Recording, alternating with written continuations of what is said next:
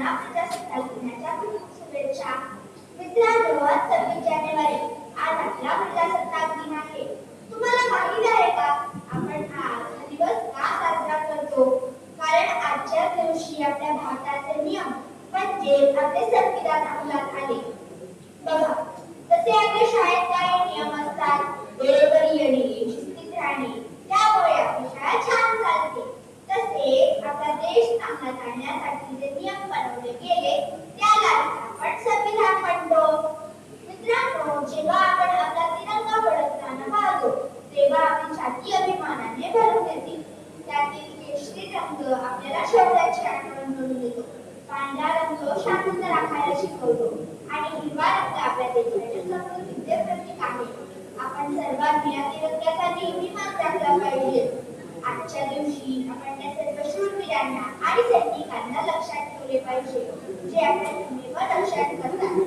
मी लहान आहे पण मी सुद्धा माझ्या देशाची सेवा करू शकते. कशी तर वेळेचे महत्त्व पाळून, झाडे लावून, पाणी घालून आणि परिसर स्वच्छ ठेवून.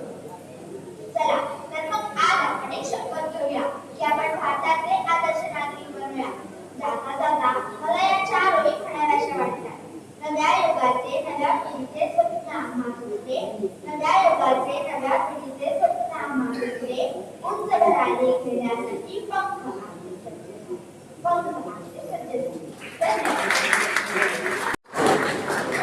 अतिशय छान पद्धतीने तिने आपली जबाबदारी अगदी मोजक्या शब्दामध्ये की आपण भारताचे नागरिक आहोत आणि आपली जबाबदारी काय. स्वातंत्र्य तर मिळाले आहे, आपण प्रजासत्ताक दिन देखील साजरा करतो, परंतु एक नागरिक म्हणून आपले कर्तव्य जबाबदाऱ्या काय आहे आणि मनाशी आपण काय निश्चय केला पाहिजे जेणेकरून आपला भारत देश अधिकाधिक प्रगतीपथावर राहील. छान आज्ञा.